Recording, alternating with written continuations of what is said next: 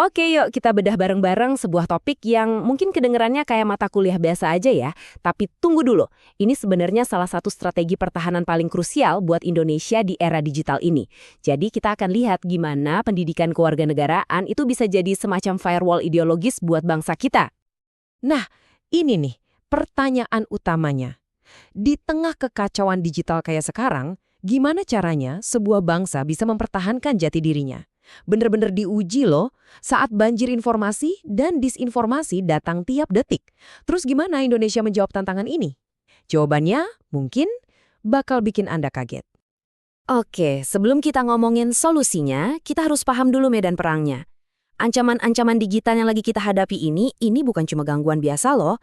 Ini serangan yang benar-benar terkoordinasi dan langsung menusuk ke jantung persatuan kita. Ancaman pertama, dan ini yang paling dasar, radikalisme. Ini bukan lagi soal beda pendapat ya, ini soal ideologi lintas negara yang nyusup lewat layar HP kita, mencoba mencabut akar kebangsaan dari anak-anak muda kita. Lanjut yang kedua, ini dia mesin penghancur kepercayaan, disinformasi. Banjir kebohongan yang sengaja dibuat biar kita ragu sama tetangga kita, sama pemerintah, bahkan sama fakta itu sendiri. Ini ngerusak tatanan sosial dari dalam. Dan puncaknya, ini tujuan akhir dari dua ancaman tadi, polarisasi. Ruang digital yang harusnya jadi tempat kita diskusi, malah diubah jadi arena gladiator. Kita diadu domba, dipecah belah jadi kubu kita lawan kubu mereka. Sampai rasanya tuh persatuan itu mustahil. Nah, disinilah letak ironisnya. Persis seperti yang disebutin di kutipan ini. Tempat demokrasi kita yang paling bebas justru jadi yang paling rentan. Ini negasin banget kalau ancaman-ancaman tadi itu bukan lagi masalah kecil di pinggiran, tapi udah nyerang inti dari cara kita bernegara. Terus, apa dong respon resmi Indonesia? Jawabannya bukan dengan sensor atau nutup-nutupin kebebasan, bukan.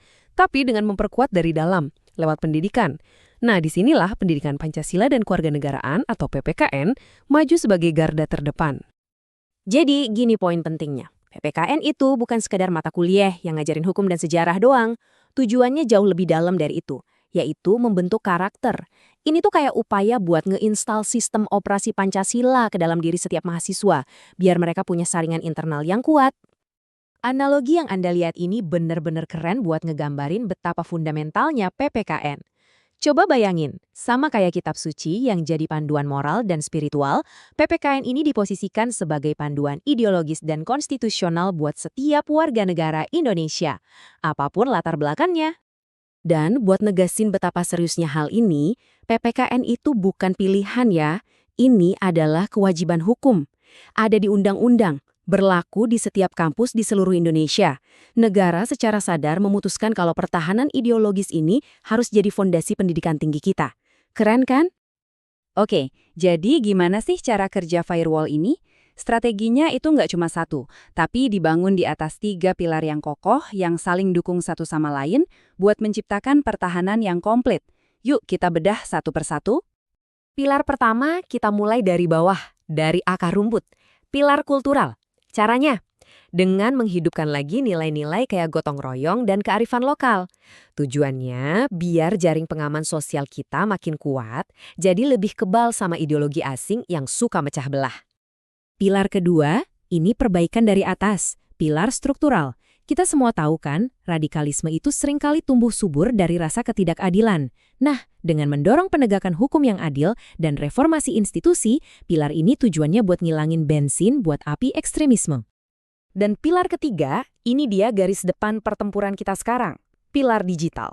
Di sini, mahasiswa nggak cuma diajarin cara ngenalin hoax loh, tapi juga dibekali kemampuan buat aktif ngelawan hoax itu, pakai literasi kritis, dan bikin narasi tandingan yang landasannya nilai-nilai Pancasila.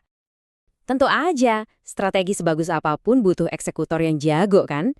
Nah, disinilah peran para dosen PPKN jadi penting banget. Mereka bukan lagi cuma pengajar biasa, tapi lu udah jadi mentor yang berdiri di garda terdepan pertempuran ideologis ini. Pertanyaan ini, ini benar-benar nangkep inti tantangan zaman sekarang. Dulu mungkin kita ngelawan hoax dari foto editan Photoshop. Sekarang, kita berhadapan sama deepfake dan propaganda buatan AI. Gila kan? Jadi gimana para dosen ini nyiapin mahasiswanya? Dan ini dia cetak birunya. Keren banget kan? Ini bukan lagi sekedar teori loh. Langkah pertama, identifikasi. Langkah kedua, pakai Pancasila sebagai filternya. Langkah ketiga, pahami AI itu bisa jadi pembuat sekaligus pendeteksi hoaks.